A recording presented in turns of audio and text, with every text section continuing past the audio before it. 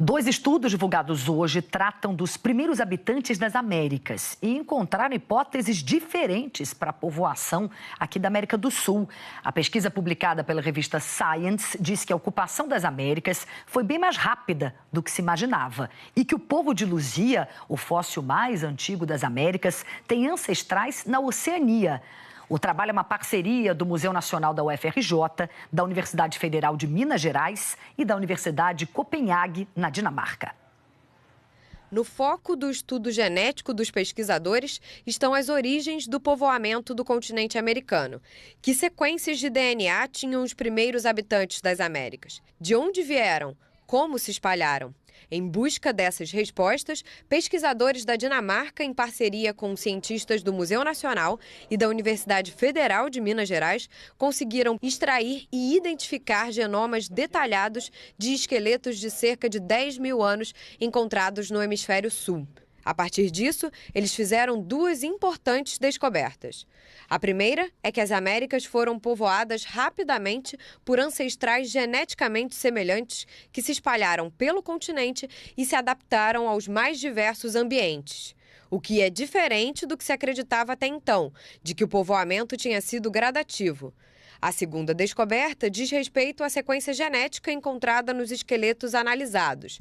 Diferentemente dos esqueletos encontrados na América do Norte, o genoma carrega entre 1% e 6% do código genético dos aborígenes e de outras populações da Oceania. There is a genetic signal that is related not only to Native Americans as we find them today, but actually to people from Oceania. And this suggests that there might have been a very early migration of peoples into Brazil.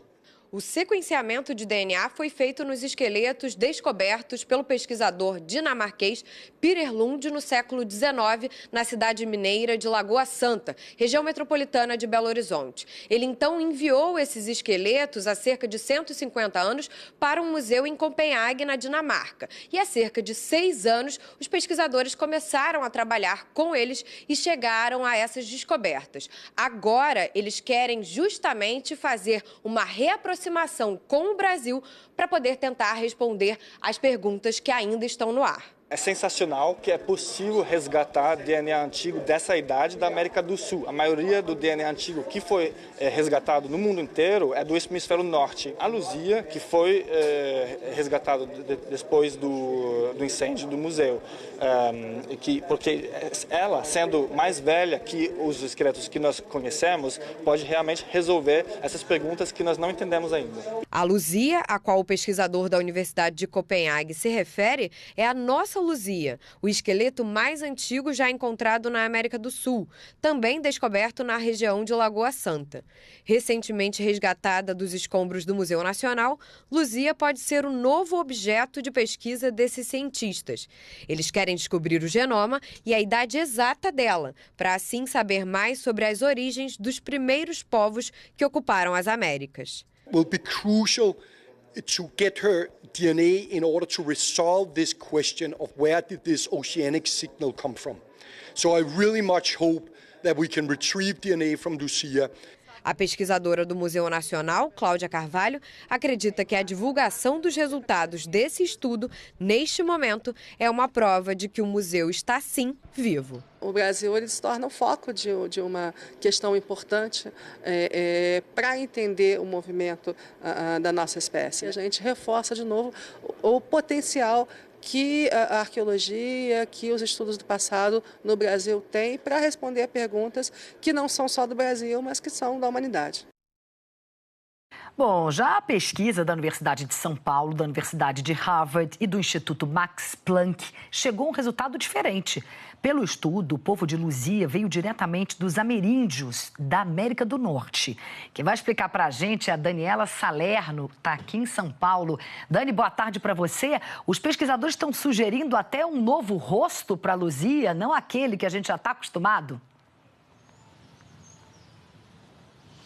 É isso, Cris. Os pesquisadores, arqueólogos e também geneticistas da Universidade de Harvard, da USP e também do Instituto Max Planck, então fizeram um novo estudo em cima do DNA, dos traços genéticos dos esqueletos do povo de Luzia. Não é só daquele crânio que fica no Rio de Janeiro, no Museu Nacional, e que faz parte desse outro estudo que a Bárbara Coelho comentou na reportagem, mas sim de outros grupos humanos que formam o povo de Luzia e que habitaram a região lá de Lagoa Santa, em Minas Gerais. E eles descobriram, Cris, diante desse estudo, que a descendência mais próxima, mais perto deles, não são grupos distantes de outras regiões do planeta, e sim os índios da América mesmo. E isso muda muito, por isso essa reconstituição facial também foi alterada, tirando um pouco daqueles traços faciais, traços africanos. Eu vou conversar aqui com o pesquisador, coordenador dessa pesquisa, da USP, André Strauss, que também é professor aqui da USP. André, explica pra gente então o que muda a partir de agora, que a gente sabe que a descendência mais próxima do povo de Luzia, aquele povo que habitava essa região de Minas Gerais, vem realmente dos índios. O que muda é justamente isso que você explicou, né, de que antes desse estudo haviam duas hipóteses alternativas para explicar essa relação entre os grupos humanos que habitavam o Brasil Central há 10 mil anos atrás e também em outras regiões da América e os nativos americanos atuais, né, se eles seriam ou não, esses grupos antigos, relacionados de forma mais direta com os ameríndios, sim ou não. E até então a gente usava basicamente indicadores morfológicos, análises do crânio, dos dentes, né, comparação dessas morfologias para fazer essas inferências. Que, claro, tem alguma informação nesse sentido, mas claro que o estudo do DNA ele é muito mais decisivo, muito mais definitivo nesse sentido. O que motivou esse estudo? Tinha alguma dúvida em relação a isso?